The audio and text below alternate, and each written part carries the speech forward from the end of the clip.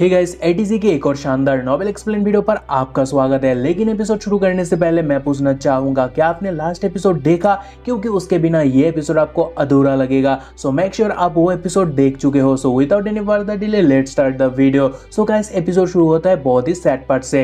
युनबा अपना हाथ सेक्रीफाइस कर दिया एल्डर और यंग मास्टर को रोकने के लिए, लेकिन यंग मास्टर वह बोलता है क्या ही ढीठ बंदा है। चाहे एल्डर बोलते कि हाँ सचमुच कब से हम दोनों इस बंदे को मारते ही जा रहे हैं, लेकिन साला मरने का नाम ही नहीं ले रहा।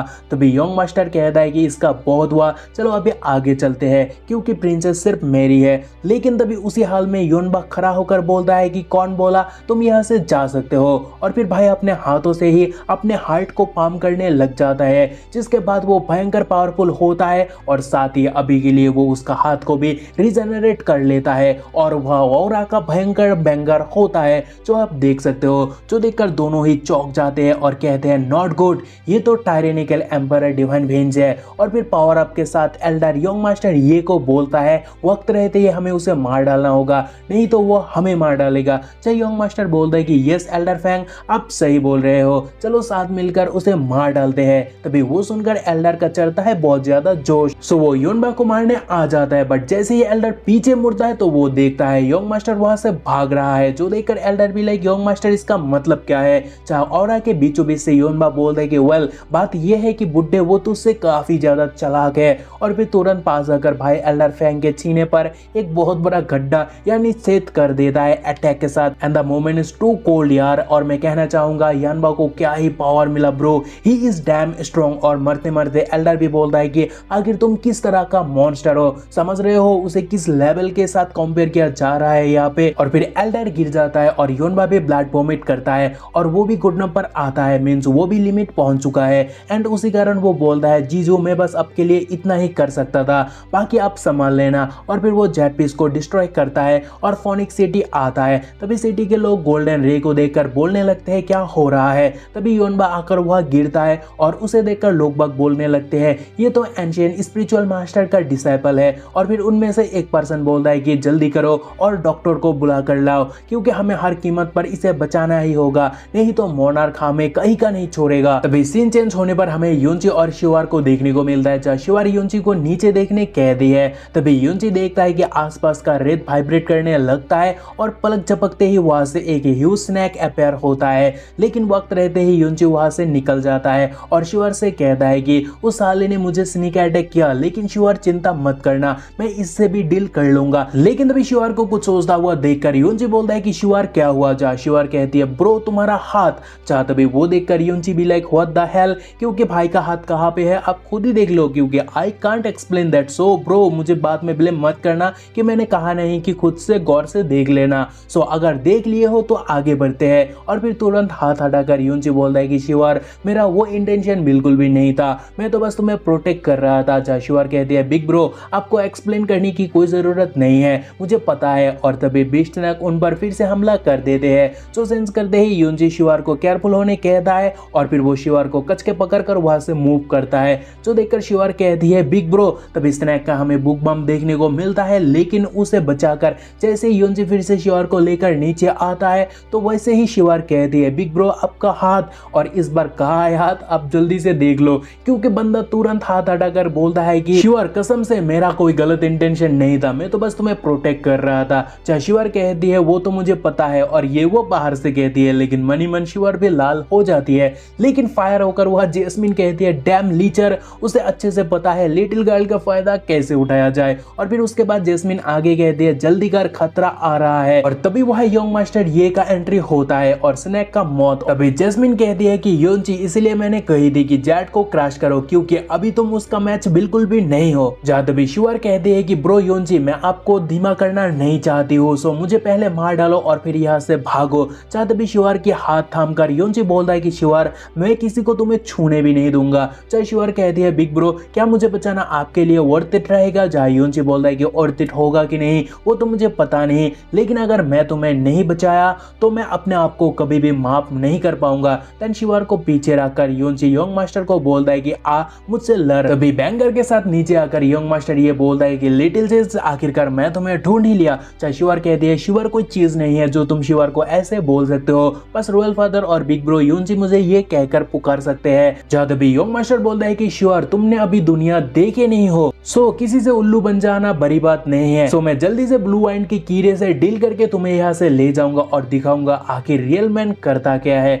और हाँ, चिंता मत करना, उस टाइम तुम्हें बहुत मजा आएगा। और फिर योंची को आर्थ प्रोफाउंड आर्थ कीड़ा कहकर उस पर अटैक करने आता है, उसे साथ में मरने भी बोलता है। जहाँ वो देखकर शिवार योंची को केयरफुल होने कह दिया। जहाँ हेवी शॉट के साथ योंची भी बोलता है क्या तुम मुझे मारना चाहते हो, लेकिन क्या तुम्हें लगता है कि मैं तुम्हें वो करने दूंगा। जहाँ तभी एक आवाज आती है, आखिर तुम इतना गुस्सा क्यों हो। तभी वह फ्लोर और हमें देखने को मिलता है, जो देखकर योंची बोलता है कि सीनियर जी, और तभी ब्यूटीफुल जी को देखने को मिलता है। हालांकि एज में वो दादी अम्मा है, लेकिन वो दोनों से कहते हैं लिटिल हान हान और लिटिल यून, आप दोनों को ही ये फाइट रोकना होगा। जब गुस्सा होकर योंग मास्टर बोलता है जी क्यानरो, आपके लिए सही रहेगा कि आप मेरे मामले से दूर ही रहो। जब तभी सीनियर जी कहते हैं वो माय माय लिटिल यून कितना शांत है, और दूसरी ओर तुम्हें देखो, सो लिटिल हान हान इतना क्यों बकबक कर रहे हो। और फिर सीरियस लुक के साथ सीनियर जी उसे कहती है कि क्या तुम मरना चाहते हो। तभी सीनियर की इस टोन से योंग मास्टर गुस्सा होता है और बोलता है जी क्यानरो, क्या तुम मुझे अभी धमकी दे रहे हो। और फिर वो आगे बोलता है चलो अभी क्या अभी माफी मांगो,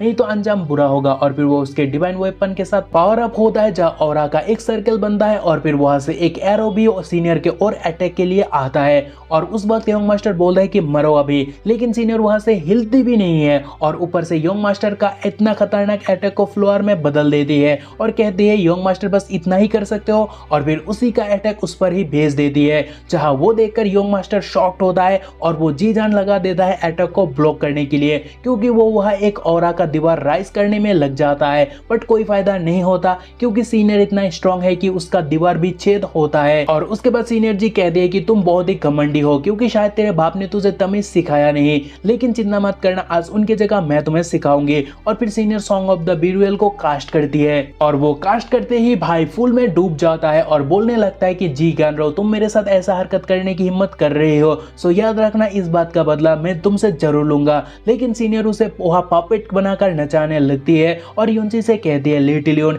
यहाँ से निकालने में उसे 2 घंटा लग जाएगा, और उसके बाद भी अगर तुम एक्सपोज होते हो तो मुझे ब्लेम मत करना।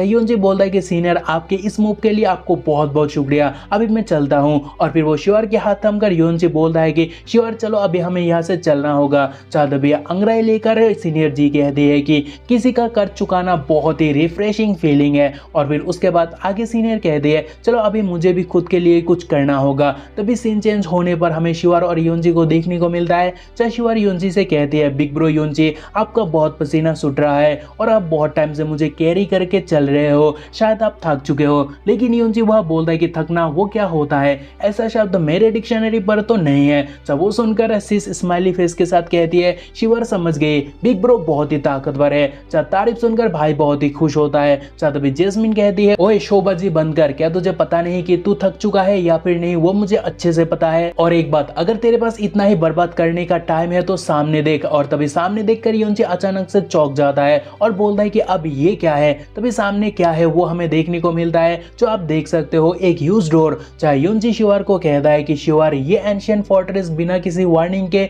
सीधा हमारे सामने अपेयर हुआ है। जैस्मिन कह दिए ये एंशिएंट फोर्ट्रेस शायद किसी तरह की प्रीमोर्डियल प्रोफाउंड फॉर्मेशन हो सकता है, और एक ऐसा फॉर्मेशन जो अपने आप को खुद से मूव करने की परमिशन देता है। और फिर जैस्मिन कह दे कि ओए लीचर जाओ अंदर जाके एक नजर घुमाओ, शायद वह ट्रेजर हो सकता है। चाहे योंची भी बोलता है कि क्या प्रीमोर्डियल ट्रेजर, वो तो मुझे भी चाहिए। और फिर भाई दरवाजा को ओपन करके शिवर को लेकर उसमें घुस जाता है, लेकिन अंदर योंची को कुछ नहीं मिलता है। सो वो बोलता है कि ये जगह तो वाकई खाली है, यहाँ ट्रेजर तो सोरो एक फुटी कौड़ी भी नहीं मिलेगा। चाहे शिवर कहती है कि हाँ शिवर को भी यही लग रही है, लेकिन तभी वह कोई मूव करता है, जो सेंस करके योंची बोलता है कौन, और शिवर डर के मारे उसे कच के पकड़ लेती है। तभी एक रेड ऑरा को मूव होता हुआ शिवर देख लेती है और फिर वो योंची को वो देखने कहती है, जो देखकर योंची बोलता है कि शिवर चिंता मत करना, वो भाग नहीं पाएगा। चाहे शिवर भी लाइक यप मुझे पता है। और फिर दोनों सेकंड फ्लोर पहुंच जाते हैं, जहां कर योंची बोलते हैं कि वो रेड लाइट तो जा चुका है, लेकिन इस फ्लोर पर तो फर्स्ट के कंपेयर में बहुत ही ज्यादा डोर्स है।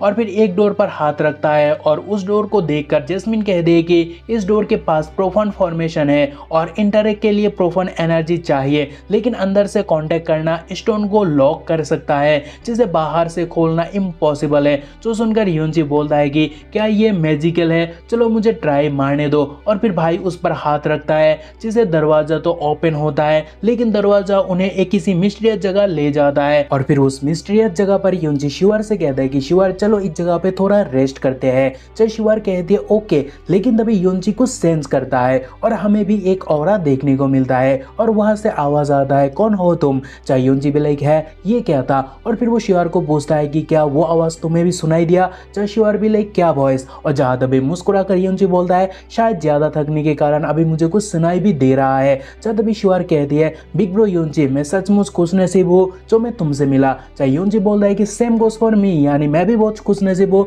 जो मैं तुमसे मिला। चाहे शिवर कहती है क्या तुम्हें पता है जब से मैं पैदा हुई तब से मैं लॉर्ड ऑफ फोनिक्स गॉड के साथ ही पली बड़ी, और वो बहुत काइंड पर्सन था और आज मैं जो कुछ भी हूँ सब कुछ उन्हीं का देन है, यानी उनका टीचिंग है। लेकिन 3 साल पहले फोनिक्स गॉड हमें अलविदा कह के हमेशा के लिए चला गया। जो सुनकर युनजी सोचता है कि फोनिक्स एक का लॉर्ड सच में मर गया और वो बात सच है। जहाँ शिवर कह दिया तब से मेरे डैड मुझे कभी भी अकेला नहीं छोड़ा मेरे सेफ्टी के लिए, और ना ही किसी को मुझे छूने भी दिया, और इसी तरह मेरा जीवन चलता ही गया तुमसे मिलने से पहले। लेकिन थैंक्स टू यू शिवर को अभी बाहरी दुनिया के बारे में बहुत कुछ पता चला। जहाँ पिंकी प्रॉमिस के साथ युनजी बोलता है कि जब तक शिवर चाहे युनजी हमेशा कंपनी के लिए तैयार है। चाहे स्माइल के साथ शिवर कहती है ओके याद रखना प्रॉमिस को तोड़ना नहीं है। देख रहे हो यार शादीशुदा बंदा कैसे बिहेव कर रहे हैं, और भाई के पास कितना ही बंदी है। लेकिन आप देखो खुद को देखो यार, कुछ तो शर्म करो, युनजी से कुछ तो सीखो। लेकिन खैर आज के लिए इतना, आपकी तरह मैं भी मायूस हूँ, लेकिन क्या करें, मिलते हैं अगले एपिसोड में, तब तक अपना ख्याल रखना, बाय।